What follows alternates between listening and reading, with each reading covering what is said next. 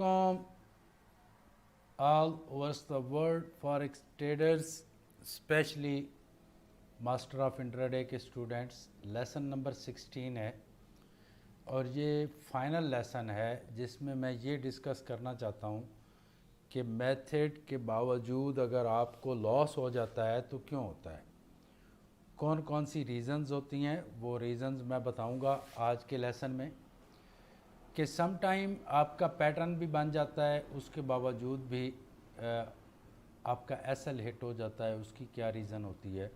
तो सबसे पहले मैं सपोर्ट एंड रेजिस्टेंस को देखूंगा कि आपका पैटर्न बनने के बावजूद आपका अगर एसएल हिट होता है तो उसके पीछे सपोज़ मार्केट बाय पे जा रही है तो उसके पीछे किसी स्ट्रॉन्ग रेजिस्टेंस की रीज़न होगी जो आपने इग्नोर किया होगा, आपने चेक नहीं किया होगा कि यहाँ पे कोई स्ट्रॉन्ग रेजिस्टेंस है या नहीं है।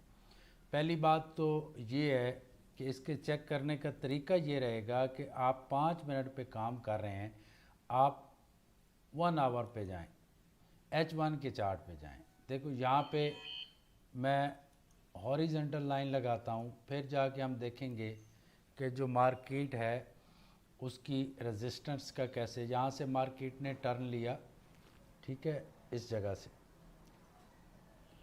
एक तो यहाँ पे थी रेजिस्टेंस,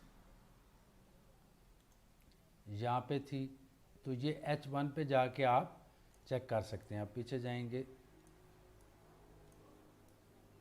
यहाँ पे देखें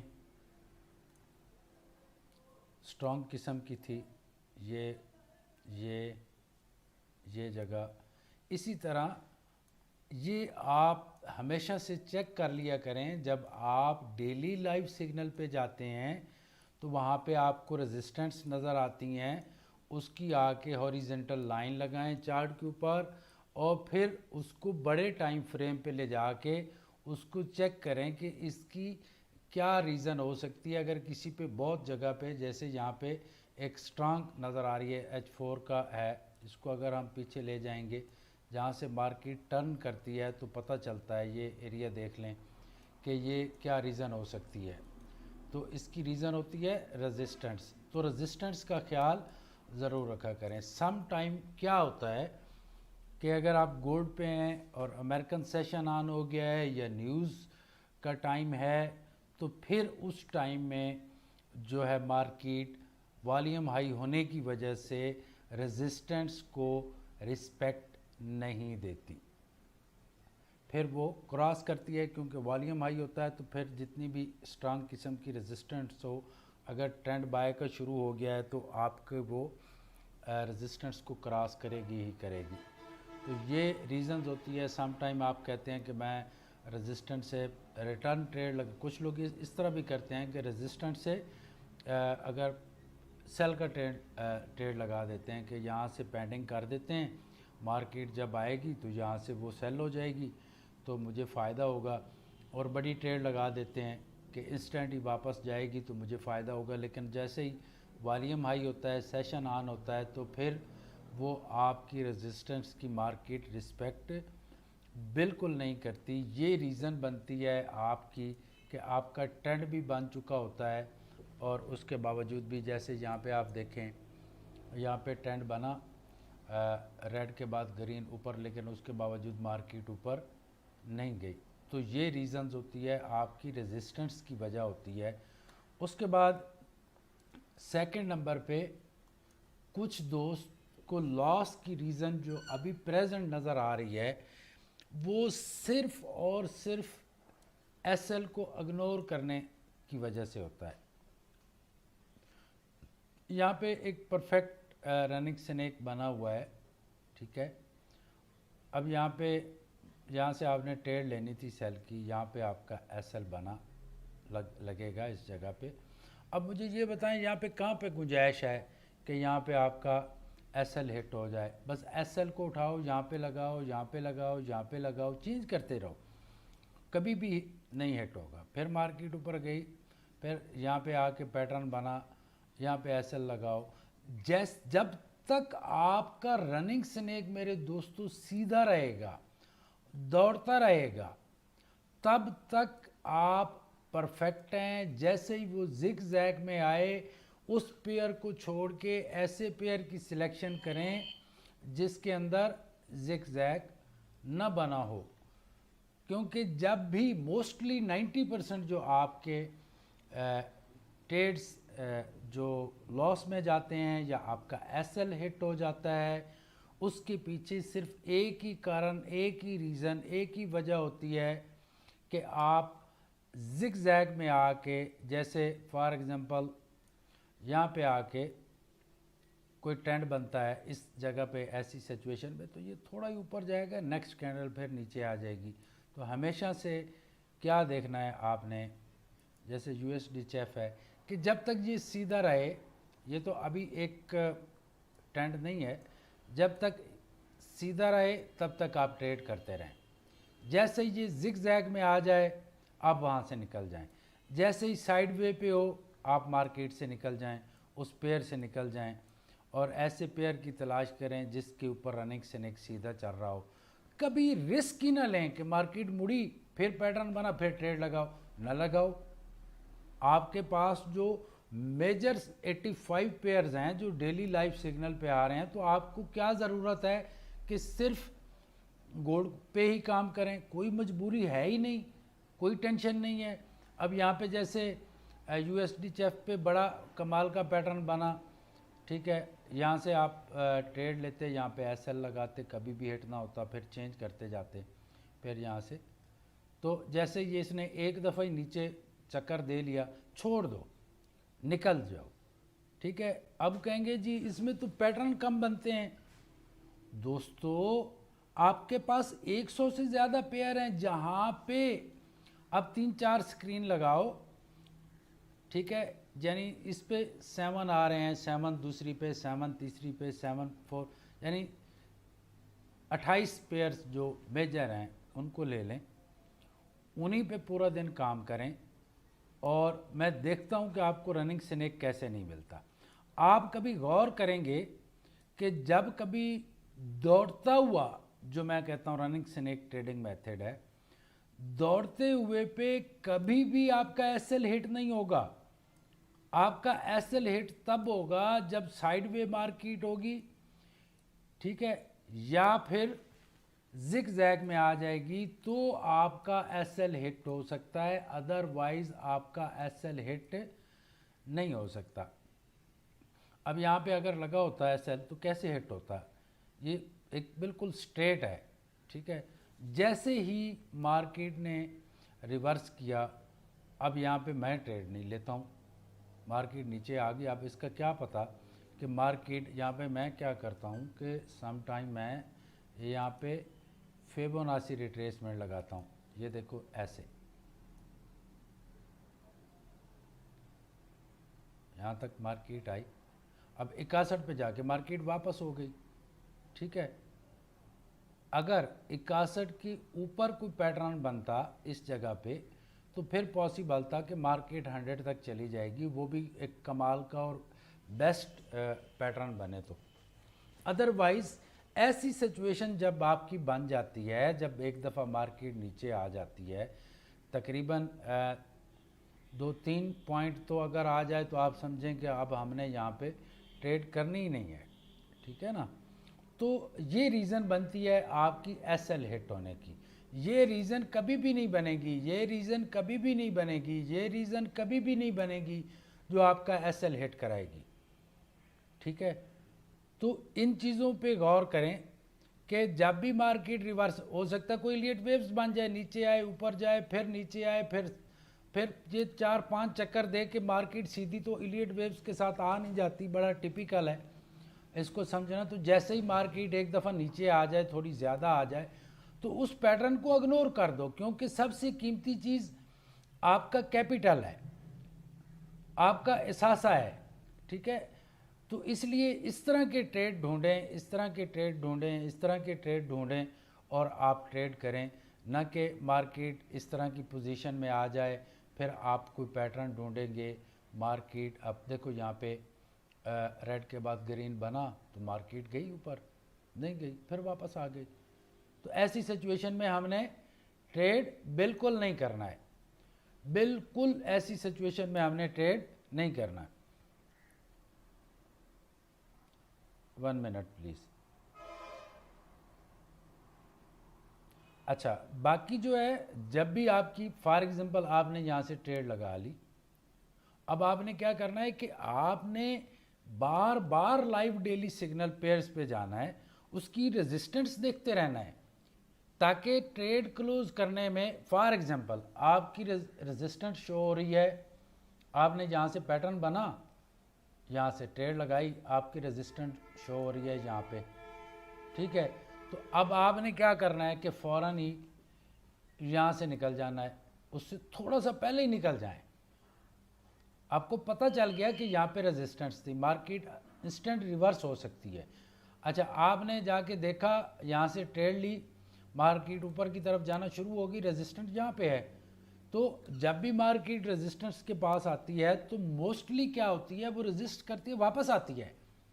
तो मेरे भाइयों, उसका ख्याल करना है उससे पहले ही, यानी यहाँ पे अगर है 0.92208 पे अगर आपकी रेजिस्टेंस बन रही है, आप इससे नीचे ही उसको बनने से पहले ही, वहाँ पहुँचने से पहले ही मार्केट से आउट हो जाएं। फिर देखें कि अगर मार्केट नीचे आके नया कोई यहाँ पे रेड कैंडल बनी और फिर ग्रीन बन के फिर आपको पता है कि नेक्स्ट रेजिस्टेंस ऊपर है, तो मेरे भाइयों फिर आपने ट्रेड लेनी है। इन चीज़ों का यानी लाइव डेली जब भी मैं कहता हूँ कि मैं ट्रेड लगा रहा हूँ और सवाल ही पैदा नहीं होता कि ये लॉस में जाए, तो मुझे रेजिस्टेंस का पता होता है, मैं तो दौड़ता रहता हूँ। अगर मैं क्या करता हूँ, यहाँ पे मैं जस्ट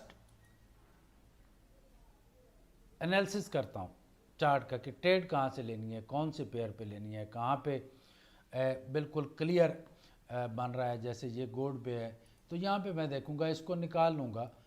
अगर ये सीधा है और 200 की मूविंग एवरेज भी ऊपर है, रनिंग स्नेक बन रहा है, तो फिर इसको मैं फोकस करूँगा और साथ में ही मैं सीधा लाइव डेली सिग्नल पे जाऊँगा। फिर इसको मैं बड़ा करके इसकी जो वहाँ पे सपोर्ट एंड रेजिस्टेंस होंगी जो वो बताएगा, उसको चेक कर लूँगा कि कितनी स्ट्रॉन्ग है। या पहले इसने होता क्या है, जैसे यहाँ पे फॉर एग्जांपल ये एक सपोर्ट है, तो मार्केट ऊपर गई, एक दफ़ा इसने क्रॉस कर लिया। तो अब जब इसने एक दफ़ा क्रॉस कर लिया, फिर मार्केट ऊपर गई, तो फिर इसको जब नीचे ये क्रॉस करेगी दोस्तों, तो इसकी वैल्यू नहीं है, क्योंकि ये एक दफ़ा हो चुकी है, अब रास्ता बन चुका है, अब मार्केट को प्रॉब्लम नहीं होगा। और बाज़ दफ़ा क्या होता है कि बाज़ दफ़ा फॉर एग्जांपल यहाँ पे सपोर्ट है, मार्केट यहाँ पे सपोर्ट है, मार्केट ऊपर से नीचे आ रही है, लेकिन उसकी फोर्स और पावर ज़्यादा नहीं है, तो मार्केट नीचे आके ऊपर जाएगी, फिर कोई स्ट्रांग किस्म का पैटर्न बनाएगी, फिर उसको नीचे क्रॉस करेगी। तो ये तरीका होता है, यानी बार बार सपोर्ट एंड रेजिस्टेंस और पिवट पॉइंट्स को जाके H1 पे देखा करें। तो डे 1 पे तो आपने जैसे ही ट्रेडिंग शुरू करनी है, जिन जिन पेयर्स पे करेंगे वो आप लगाएंगे। देखो, ट्रेडिंग करना इतना आसान नहीं है। सबसे पहले तो जब आप आके बैठते हैं ट्रेडिंग के लिए, तो होता क्या है, कम से कम जिस पेयर पे काम करना है उसको 1-1.5 घंटा चाहिए आपको समझने के लिए। 1-1.5 घंटे के बाद फिर जाके आपको विजन होता है कि मार्केट आगे नेक्स्ट क्या करने वाली है। आप आगे बैठे, आपने जनाब यहाँ पे देखा, हाँ वह भाई बड़ा पैटर्न है, वहाँ पे ट्रेड लगा दी, बाद में पता चला कि वो तो फाइनल ऊपर तो रेजिस्टेंस थी, मार्केट ऊपर गई और एकदम नीचे आपका एसएल हिट कर गई। तो सारी चीज़ों को आपने जाके पिवट पॉइंट्स देखने होते हैं, फिर रेजिस्टेंस देखनी होती है। हो सकता है कि जब आप आके बैठें ट्रेडिंग शुरू करें तो वो थर्ड रेजिस्टेंस पे खड़ी हो, जो थर्ड स्पॉट पे खड़ी हो मार्केट, और आप देखेंगे कमाल का पैटर्न बन गया। जैसे ही आपने पैटर्न लगाया, मार्केट ऊपर गई, वहाँ से नीचे आना शुरू हुई, एलियट वेव्स बनी और ख़लास आपका 8-10-15% का मार्केट ने नुकसान कर दिया। तो इसलिए सारी चीज़ों को मद्देनज़र रखना ज़रूरी होता है। उसके बाद जब भी आप ट्रेड कर रहे होते हैं, यानी अब मार्केट में काम कर रहे हैं, मार्केट ऊपर जा रही है, आप ट्रेड आपका लगा हुआ ऊपर जा रही है, इस गैप को और इस गैप को भी नोटिस करता रहा करें कि ये कहीं ज़्यादा तो नहीं हो गया, और फिर मैं ट्रेड लगा रहा हूँ तो क्या होगा कि मार्केट पैटर्न तो बना, मार्केट थोड़ी ऊपर जाके नीचे भाग आएगी। ये जब भी गैप ज़्यादा होता है तो मार्केट ने वापस रिवर्स होना है। इसके पास आप हिस्ट्री जाके देखें, नीचे आई ऊपर गई, ऊपर गई नीचे आई, ठीक है। तो इसका ये काम होता है, यहाँ पे नीचे आई, ज़्यादा आ गई, फिर यहाँ तक चली गई, फिर आई, फिर इसी तरह फिर ऊपर चली गई। तो ये तरीका कार इसका रहता है। इन चीज़ों को भी नोट करना होता है कि जब फिर इसको मार्केट क्रॉस करके ऊपर चली जाती है तो फिर आपको पता चल जाना चाहिए कि ट्रेंड जो है वो अब नेक्स्ट जो होगा, जब ये इस 200 से ज़्यादा ऊपर चली जाएगी तो फिर अब वहाँ से मैंने एहतियात करनी है, ठीक है। यहाँ से आपका रनिंग स्नेक बन गया, मार्केट ऊपर गई फिर नीचे आई, फिर यहाँ से ऊपर गई फिर नीचे आई ऊपर गई, तो इस तरह करके आपने एहतियात करनी होती है। गैप का भी ख्याल करना बहुत ज़रूरी होता है। उसके अलावा मोस्टली जो लोग अकाउंट वाश करते हैं उसके पीछे जो रीज़न होती है मेजर, वो मैं आप सबको बता दूं कि जो लोग भी अकाउंट वाश करते हैं ट्रेडर होने के बावजूद, ट्रेडर्स भी हैं, प्रोफेशनल ट्रेडर हैं, मेथड पे भी अबूर है, मेथड भी कमाल का जानते हैं, तो क्या होगा, टारगेट के बगैर ट्रेडिंग कर रहे होंगे। डेली आके बैठेंगे तो सिर्फ ये माइंड में होगा कि आज मैंने 50% कर लेना है। भाई 50% अर्न करना मजाक तो नहीं है ना, आप एक टारगेट लेके बैठे। मैंने बताया था जब मैंने एडमिशन किए थे तो मैंने कहा था 2% से 6%, मैं कह रहा हूँ 2% से 8%। आप अभी करें जो मेरे मिलियनर हैं, आज ही आप 2 से 8% का टारगेट लेके बैठें तो आप इजी तरीके से कर पाएंगे। लेकिन जब ही आप इन सारी चीज़ों को इग्नोर करके ट्रेडिंग करेंगे तो 2% भी नहीं कर पाएंगे। तो टूल्स का इस्तेमाल ज़रूरी है। जो जो चीज़ें मैं बता रहा होता हूँ उनका इस्तेमाल आप ज़रूर किया करें। उसका एक चार्ट डिज़ाइन कर लें, उसको एक पेपर पे लिख के आपने, जो आपका रूम है ट्रेडिंग रूम, जो आपका टेबल है, टेबल के ऊपर पड़ा होना चाहिए कि मेरे रूल्स कौन कौन से हैं। मैंने सपोर्ट का ख्याल रखना है, मैंने रेजिस्टेंस का ख्याल रखना है, मैंने फर्स्ट रेजिस्टेंस का मुझे पता होना चाहिए अभी मार्केट फर्स्ट पे है, फर्स्ट और सेकंड के दरमियान में है, सेकंड को क्रॉस करके थर्ड पे चली गई है, मार्केट के दरमियान 200 मूविंग एवरेज और 21 के दरमियान गैप ज़्यादा हो गया है, ठीक है। इन चीज़ों का, मेरी मार्केट जिग जैग में आ चुकी है तो इसको मैंने इग्नोर कर, यानी सारी चीज़ें जो मैं आपको बताता रहता हूँ उनका दोस्तों आप ख्याल किया करें। तो ये आज का लेसन था। जब भी कभी आपको नुकसान होगा, जब भी आपका एसएल हिट होगा तो वो सपोर्ट और रेजिस्टेंस का ख्याल न करने की वजह से होगा। और ज़्यादातर जो पैटर्न आपके पैटर्न बनने के बावजूद भी आपको नुकसान देते हैं तो वो क्या होता है कि वो होता है थर्ड रेजिस्टेंस और थर्ड सपोर्ट्स। तो उम्मीद है आपको कुछ समझ आ गई होगी। तो थैंक यू वेरी मच दोस्तों।